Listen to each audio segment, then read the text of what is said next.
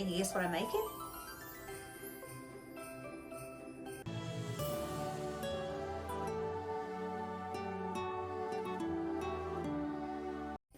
Hey y'all, it's April and thanks for stopping by my channel, My Crazy Creative Life, Christmas edition. In today's video, if you haven't guessed already, I'm making one of my favorite savory snacks, and that is Chex Mix. I love making Chex Mix around Christmas time and eating it along with everything else.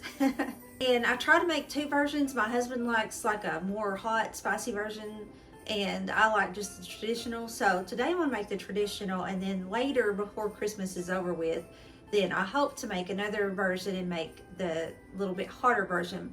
That way you have two to compare. So anyway, let's go ahead and get started in this video, and let me shut up talking and let's get some Chex Mix going. This may sound crazy, but I like to make my Chex Mix in my my roaster oven, and don't really mind the discoloration inside this. It's just where if you have watched any of my videos where I make chicken broth, that chicken broth and I guess the vinegar and stuff in it, it's kind of faded this, so it's okay in here, so don't mind that.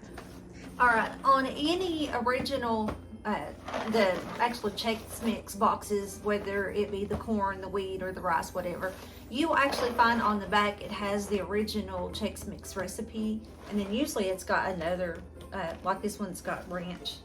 No, this one's Muddy Buddies, which I will be making later. I love Muddy Buddies too. One of them, I think maybe it's the wheat one. Anyway, it doesn't really matter, but this is cheesy ranch, which that sounds pretty good. Okay, it's Parmesan cheese and ranch, just the ranch packet. So anyway, you will find the recipe on the back of this, and if you know anything about me, if you've watched me for any period of time, you know that I never follow any kind of direction to a T. I always have to alter it somewhat. So most likely I will be altering this a little bit, not much, but a little. So anyway, let's go ahead and get these boxes open and get to pouring some cereal. So on the back of this box, you will see it calls for 3 cups each of the corn Chex Mix, the rice Chex Mix, and the wheat Chex Mix.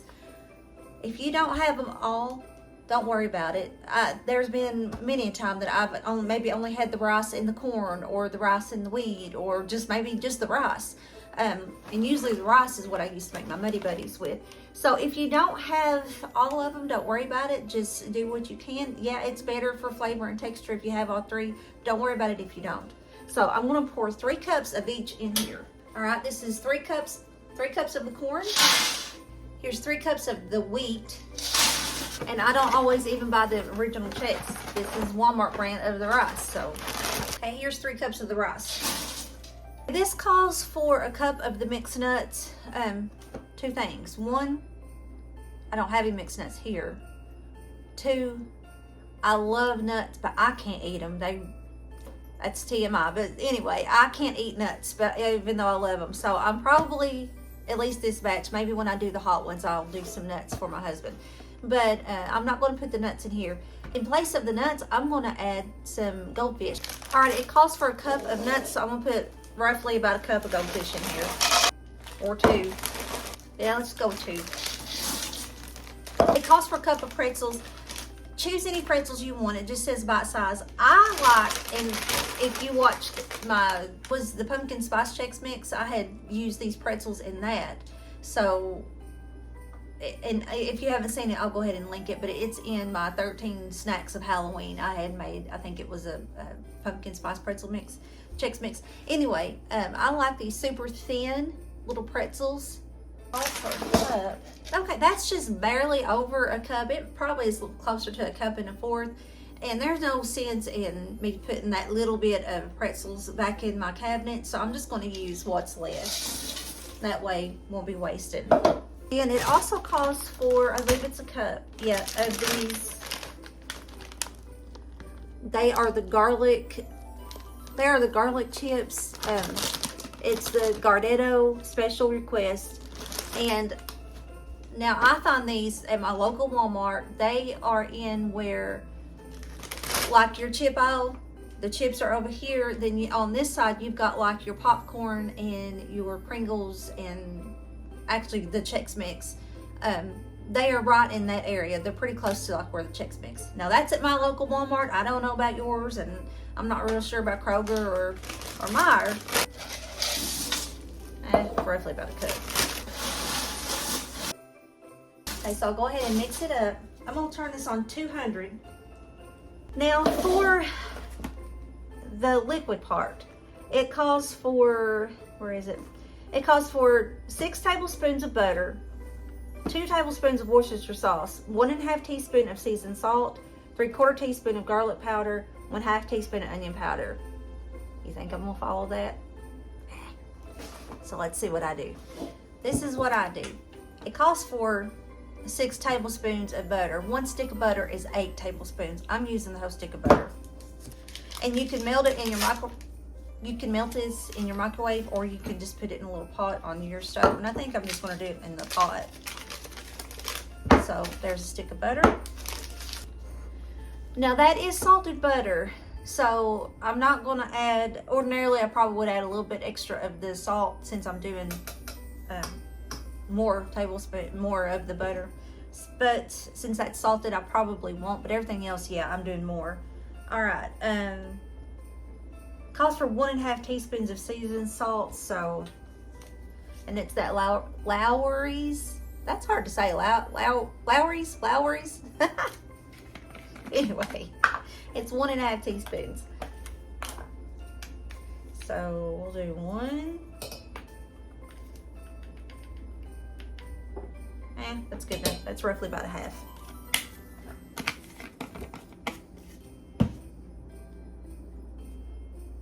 Then it calls for 3/4 spoons of garlic powder and 1/2 teaspoon of onion powder. It's getting a teaspoon of each for me.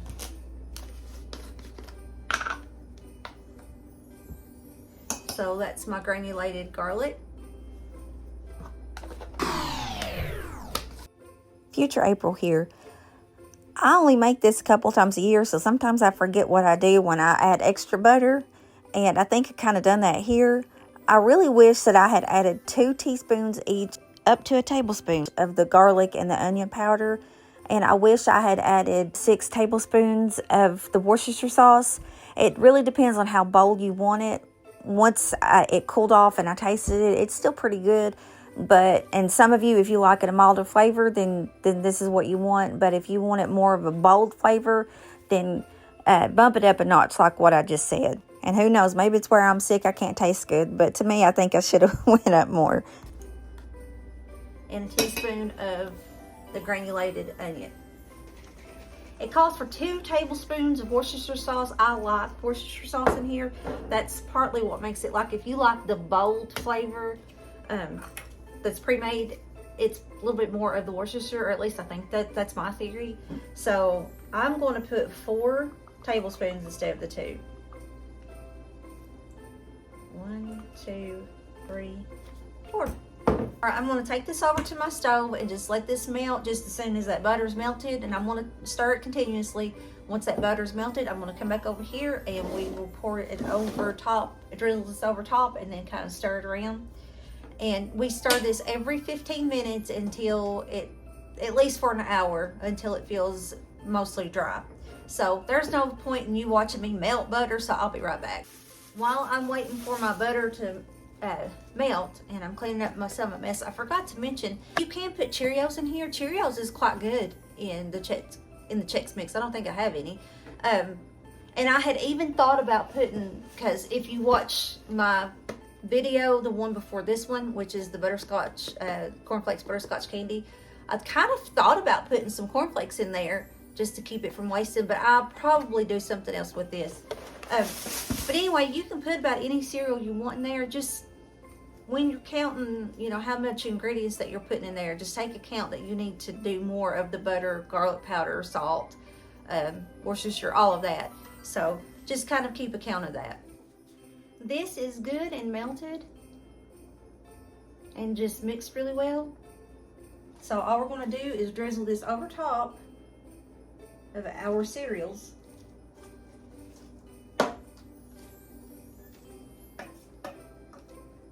Gosh, it smells so good.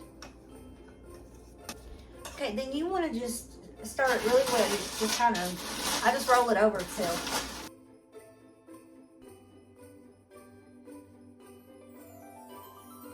Okay, so I put my lid on here and I will, what time is it? It's 1:06. So every 15 minutes I will come in here and I will stir that so that way it doesn't burn, because it can burn. If you don't stir it, it can burn. So every 15 minutes I will come over here and I will stir it, and roughly about an hour to 2 hours, because I do cook this on 200, so it's a little lower. Then I just do it until it feels like it's dry to me, and then I pour it out on parchment paper on my counter and let it kind of cool down and finish drying if it's not completely dry. But you want it for the most part dry, if not then you're going to have soggy cereal, and that's kind of gross. So anyway, I will come back and we'll stir here in just a minute. And also I was going to tell you, if you don't have a roaster, big roaster like this, you can take one of those big old turkey pans. You know, they're out right now because we just had Thanksgiving and we'll soon have Christmas. But those great big old turkey pans are good, really good, because you want something that's obviously bigger. You want something that you can get in there and you can stir in. So a little cake pan, that's going to be hard to try to, you know, a 13 by 16 cake pan. That will be hard to try to flip everything around and make sure that it's getting cooked and all of that. So your best bet is just to go out and buy you one of those big old aluminum disposable turkey pans and fix this in your oven. And speaking of, I think the onion, oh my goodness, I think the oven is 300, but let me get my box and tell you for certain. No, I'm glad I looked. It's 250. So if you're going to do your oven, then you're going to turn your oven to 250. And like I said, stir about every 15 minutes, roughly about an hour for the oven. It gets done. It might, like I said, I've got this on 200, so it's a little bit lower and it takes a little bit longer, but to me, I like doing it in here better. So anyway, we'll be back after I get all this done. Now you will see as you go in there and stir this that it is a little wet, and that's okay. And that's what has to dry. It's all that melted butter. So like I said, you just go in every 15 minutes or so and stir it until you feel like it's dry enough.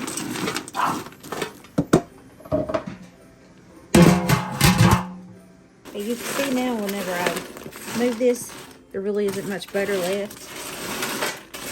Everything seems like it's dry. Sometimes you might want to go in there and find one that's got a lot of stuff on it, make sure it's not wet, and it's not. So I'll pull this out, let it cool off, and then I will store it in an airtight container.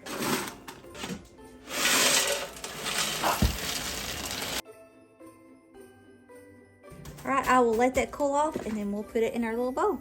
And there it is. You just store it in your airtight container. I've got this little toothful. I'm gonna have to take some out, but you just store it in your airtight container on your counter, and it probably won't last in my house a week, but there it is. So if you like the video, give me a thumbs up. Turn on the notifications because we're going to be doing a lot more Christmas things, so you'll know when I've added a new video. And I think that's all. So I hope you have a blessed rest of your day. Now we'll talk to you in the next one. Bye. If you like this video, be sure to check out my previous Christmas video, or you might want to try out the 13 Snacks of Halloween series. See you soon.